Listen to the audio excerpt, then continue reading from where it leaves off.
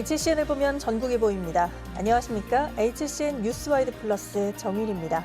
오늘도 전국 8개 권역에서 알찬 뉴스를 준비했는데요. 지역과 함께 지역을 넘는 HCN 뉴스와이드 플러스 지금 시작합니다.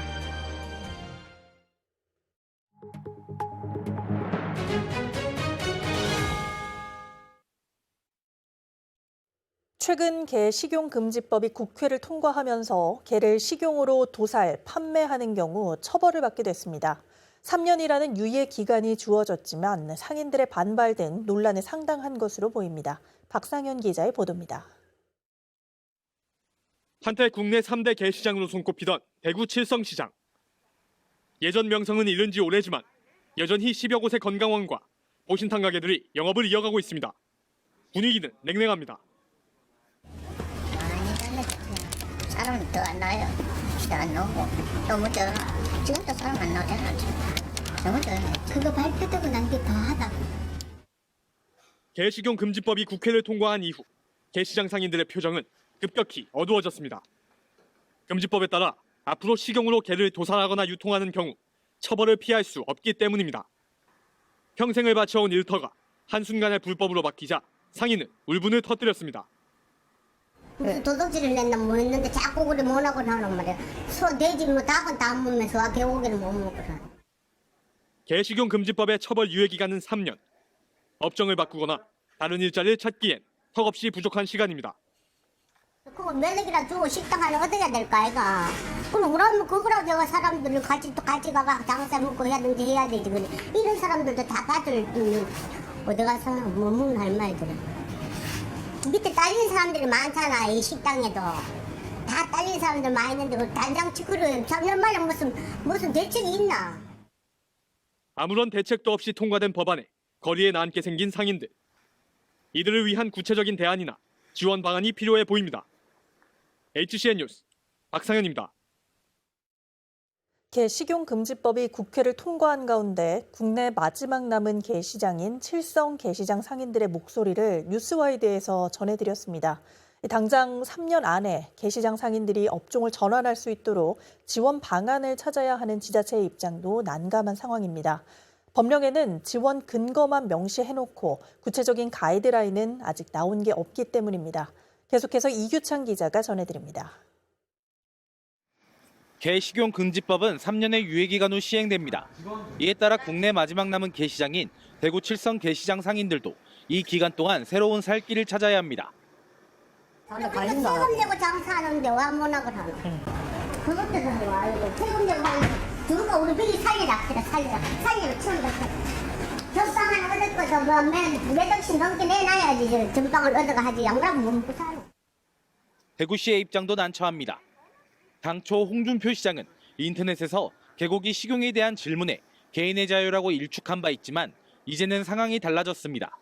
개식용 금지법에서는 지자체가 상인들의 업종 전환을 위해 노력할 것을 명시하고 있기 때문입니다. 다만 아직까지 명확한 가이드라인이 없는 만큼 상황은 조금 더 지켜봐야 합니다. 이게 사실 이제 법이 아직 공포가 안 된 상태고 그 내용을 보면은 이제 기본 계획 자체가 농림부에서 작성을 하도록 되어 있기 때문에 아직까지 법도 공포가 안 된 상태고 저희 지자체로 시달된 건 없다고 보시면 될 것 같습니다. 현재 식용을 목적으로 길러지고 있는 개는 모두 52만 마리로 추산됩니다. 3년 이후에도 이 개들이 주인을 찾지 못한다면 대규모 안락사나 유기로 인한 새로운 문제가 될 전망입니다. 때문에 동물보호라는 입법 취지에 맞는 해법이 필요한 상황입니다. HCN 뉴스 이규창입니다. 다음 뉴스입니다. 낙동강을 끼고 있는 부산, 경남 6개 지자체의 낙동강 협의회가 출범했습니다. 법정기구로서 낙동강 주변 규제를 풀고 공동 개발을 한다는 목표인데요. 낙동강의 기적을 이룰 수 있을지 주목됩니다. 박인배 기자입니다. 낙동강을 둘러싼 6개 지자체들의 협력기구 낙동강 협의회가 출범했습니다. 지난 2022년 친목단체로 출발한 협의체가 전담 인력과 예산을 가진 법정기구로 격상된 겁니다. 협의회는 낙동강 자연 환경을 활용한 관광 활성화 등 공동 사업을 진행합니다. 공원 계획이라든지 이게 이제 각자 도청 형태로 이렇게 해야 했던 것을 이제는 우리가 공동으로 만들어 나감으로 해서 특히 이 낙동강의 유람선을 띄우는 이런 문제들은 각 우리 해당 지자체마다 다 이렇게 같이 공동으로 풀어가야 될 부분이기도 하고. 주목할 점은 낙동강 주변 규제 완화 여부입니다. 협의회는 낙동강 하류 철새 도래지 문화재 보호구역 87.2제곱킬로미터 중 서낙동강 등 19.4제곱킬로미터 구간의 해제를 추진하고 있습니다. 그런데 앞서 철새 도래지의 대체지가 마땅치 않다는 등의 이유로 문화재청으로부터 2차례 반려된 만큼 철저한 조사와 대책이 필요하다는 목소리가 나옵니다. 전체적으로 보호를 할 수 있는 그런 큰 디자인과 현장을 중심으로 한 시민사회와 소통하면서 세심하게 고민하고 현장에 맞는 그러한 보존할 수 있는 방안들이 만드는 형태로 나아가야 된다. 협의회는 자료를 보완해 문화재청의 결정을 이끌어낸다는 계획입니다. 환경을 유지를 하고 또 관리를 해나가야 될 부분들은 함께 힘을 모아서 만들어 나가는, 그러면서 또 이제 개발을 하면서 우리가 공원으로 활용을 한다든지 또 체육시설로 활용을 한다든지. 자연과 개발이 조화를 이루고 이른바 낙동강의 기적이 현실화할 수 있을지 관심이 모아집니다. HCN 뉴스 박임혜입니다. 오세훈 서울시장의 물복지 역점 사업인 대심도 빗물터널 사업에 경고등이 켜졌습니다. 강남역과 도림천, 광화문 일대 대심도 빗물배수터널 건설공사 3건에 대한 입찰을 진행했지만 단 한 곳의 건설사도 참여하지 않아 유찰된 건데요. 자세한 내용을 김민욱 기자가 전합니다.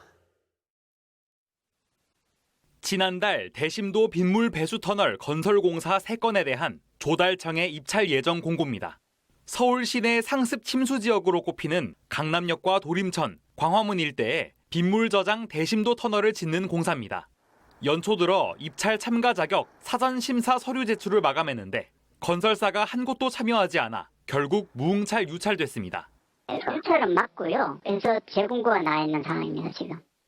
입찰 실패 이유로는 먼저 현실성 없는 공사비가 거론됩니다. 원자재 급등으로 치솟은 공사비를 제대로 반영하지 못했다는 분석입니다.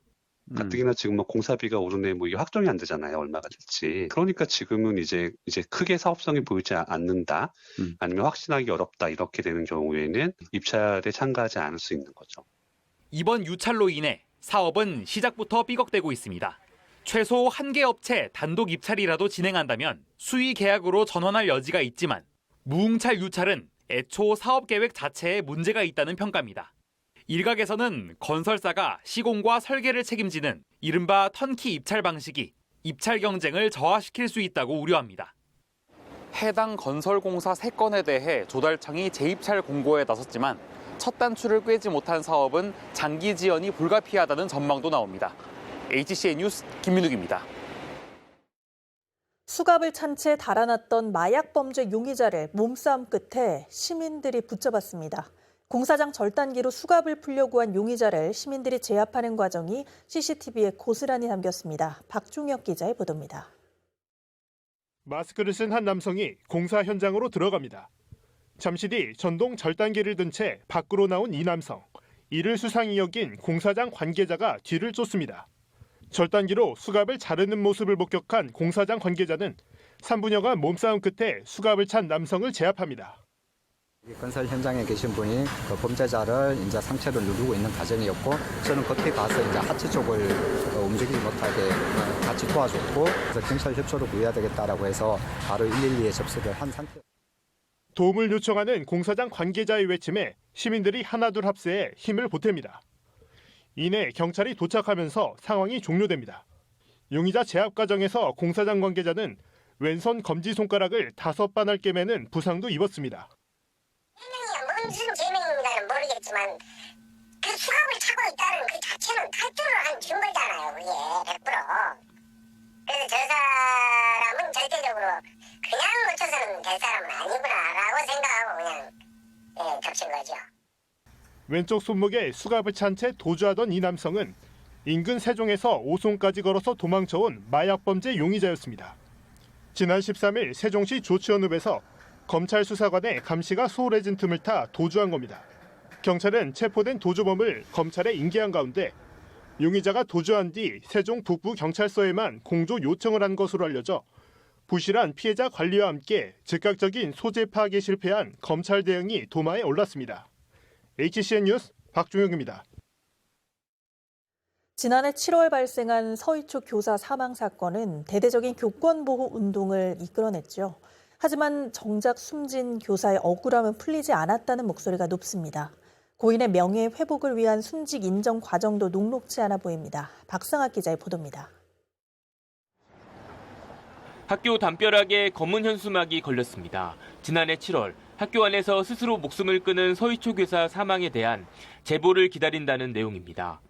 학부모 악성 민원 의혹에 대한 수사가 혐의 없음으로 종결되고 정보 공개 요청마저 받아들여지지 않자 진상규명을 위해 교사단체들이 직접 나선 겁니다. 결국은 선생님이 돌아가셨음에도 불구하고 누구 하나 그 책임을 지는 사람이 없는 상황에서 앞으로 너네들은 이렇게 보호해줄게라는 대책들이 아무리 많이 쏟아져 나온들 그것이 현장의 교사들에게 닿을지 실질적으로 역할을 할 수 있을지. 서희초 교사의 죽음은 교사 수십만 명이 참여한 교권회복 운동의 불씨가 됐고 교권보호사법의 국회 통과를 이끌어냈습니다. 하지만 정작 고인의 명예회복을 위한 순직 인정은 여전히 불투명합니다. 인사혁신처는 자료 보완을 이유로 아직까지 심의 일정을 잡지 못하고 있습니다. 순직 판정을 위해선 공무상 재해가 인정되어야 하는데 이를 위해서 수사기관의 협조가 무엇보다 중요합니다. 경찰이 이 절차에서마저 비협조적이라면 과연 우리 모두가 내가 사망한 사건에 있어서 또는 다른 사람이 사망한 사건에 있어서 죽은 자는 말이 없고 나머지 사람들 모두가 이걸 덮어버린다면 그 자식을 잃은 부모는 평생 아마 이 진실을 찾아 헤매지 않겠습니까? 또 다른 문제는 교사의 극단적 선택이 공무상 재해로 인정받는 경우가 드물다는 겁니다. 2018년 10월부터 지난해 6월까지 교사 유가족이 신청한 20건 가운데 순직 인정은 3건에 불과했습니다. 다른 직종에 비해 비율도 낮지만 과정도 녹록지 않습니다. 지난해 10월 의정부 초등학교 교사는 사망 2년 만에 순직 인정을 받았고 전남 고흥군의 중학교 교사는 행정소송 끝에야 순직 결론이 났습니다. 교사의 죽음이 단순히 개인의 문제로 치부되는 일이 없도록 현행 순직 인정 제도의 개선이 필요하다는 지적입니다. 입증 책임이 오로지 그 유가족한테 있거든요. 그런 스트레스와 인과관계를 형성하는 부분을 그 유가족이 찾고서 그를 인정을 받기까지는 너무 어려움이 있다. 이런 문제가 있고 또 실제로 순직 인정 기간이 너무 오래 걸립니다.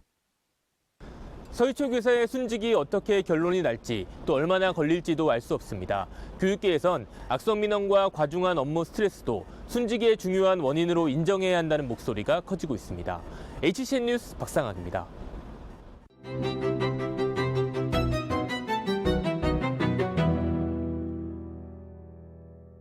세간의 화제가 된 사건 사고와 법원의 판결을 들여다보고 국민의 눈높이에서 분석해보는 시간입니다.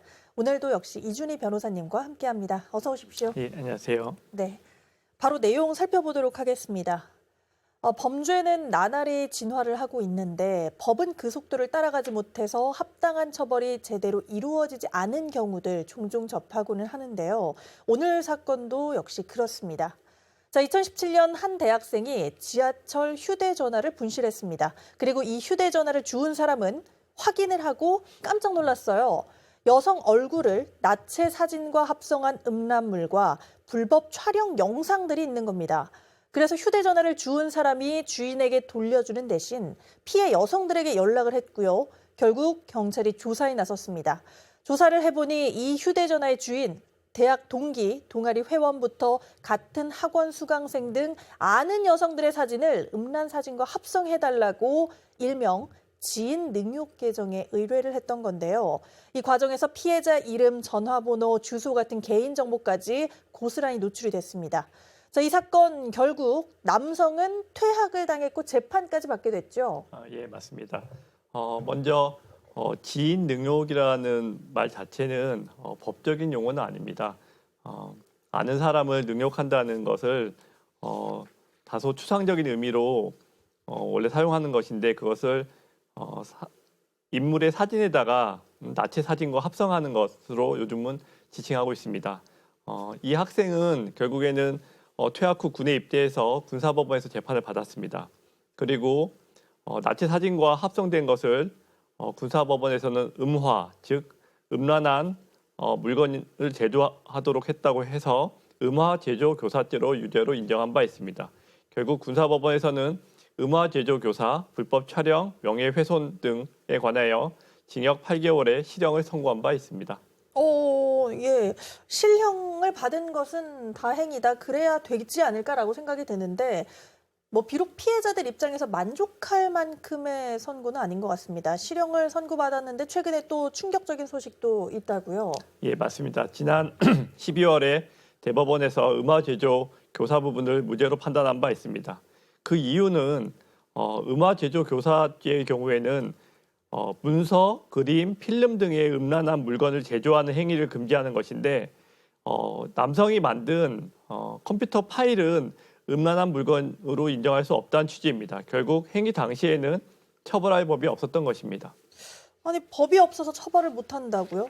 이해가 조금 안 되는 게 2020년에 합성 음란물을 처벌하는 이른바 딥페이크 처벌법이 도입이 된 걸로 알고 있거든요.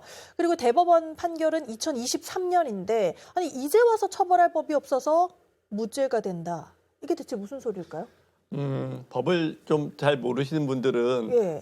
이제 무슨 소리냐, 이 법이 있지 않느냐라고 하실 수 있겠지만 중요한 거는 이 학생이 저지른 범죄는 이 법을 만들기 전이라는 것입니다. 그러니까 이미 그 학생이 그런 범죄를 저질렀을 때 법이 있어야 하는데 네. 법이 사후적으로 만들어졌기 때문에 결국 그렇게 사후적으로 만들어진 법은 소급해서 처벌을 할 수 없다는 것입니다. 아니 대학생이 음란물 합성과 같은 디지털 성범죄를 저지를 때는 이와 같은 관련 법이 없어서 증거가 너무 명확해요. 나와 있습니다. 근데 처벌을 할 수가 없고요. 피의자는 이제 무죄로 거리를 활보할 수 있게 됐다는 건데 피해자들의 입장에서는 이게 얼마나 화가 나고 또 법원에 대한 배신감도 들겠습니까? 네, 맞습니다. 피해자 입장에서는 어떻게 이게 범죄가 아니냐. 그럼요. 또 이후에 그 딥페이크 처벌법도 있는데 예. 하지만 처벌할 법이 없었기 때문에 이것을 재판한 판사들도 처벌을 하고 싶어도 사실은 처벌할 수 없는 것입니다. 형법이나 형사특별법이 상정할 수 없었던 새로운 범죄가 나오면 기존의 법으로는 처벌을 할 수 없고 그래서 그 이후에 다시 새로운 처벌 조항을 만들게 됩니다. 무엇보다도 범죄가 발생하기 전에 미리미리 법을 만들기는 좀 쉽지 않은 것이죠. 요즘 AI 기술이다 뭐다 하면서 정말 더 발전하고 있는 게 이런 기술력인데 이제라도 피해자들이 좀 보상을 받을 수 있는 방법 이런 것들은 그럼 좀 없을까요? 보상은 당연히 받을 수 있습니다. 왜냐하면 형사적으로 어떤 사람이 유죄냐 무죄냐는 것과 예. 민사적으로 손해배상 책임이 있느냐는 별개의 문제입니다.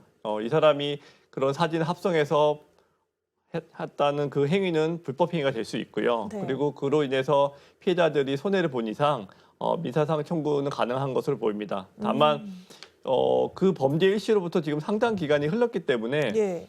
손해배상 청구를 하려면 안날로부터 3년, 이스날로부터 10년 이내에 해야 됩니다. 만약에 3년 지났다고 하면 조금 어려울 수도 있습니다. 그렇군요. 이 사건을 계기로 한 매체에서는 딥페이크 처벌법 관련한 사건들을 조사를 했는데요. 71건의 사건 중에 70건이 유죄 선고를 받았습니다. 수치만 본다고 하면 처벌이 좀 확실히 강력해진 것 같은데 자세히 들여다보면 절반인 35건이 집행유예였고요. 심지어 피해자의 진짜 신체가 아니라는 점을 양형에 반영한 사례도 있습니다.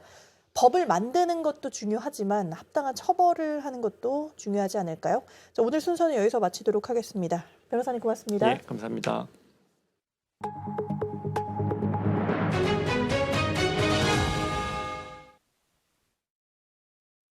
요즘처럼 추운 날씨에 길에서 폐지를 주워 나르는 어르신들이 전국 곳곳에 4만 2천 명이 넘습니다. 매일같이 5시간 넘게 폐지를 주워서 손에 쥐는 돈은 한 달에 16만 원, 최저임금의 13%에도 미치지 못합니다. 먼저 김민욱 기자가 보도합니다. 폐지를 가득 실은 리어카가 고물상으로 들어갑니다. 장장 사흘간 온 동네를 돌며 모은 폐지는 180kg. 어르신은 1,000원짜리 몇 장을 손에 쥡니다. 이걸 한 한 3,000원밖에 안 돼. 하루에 나 일당도 안 나와. 새벽부터 해가지고 밤 11시에 가는데.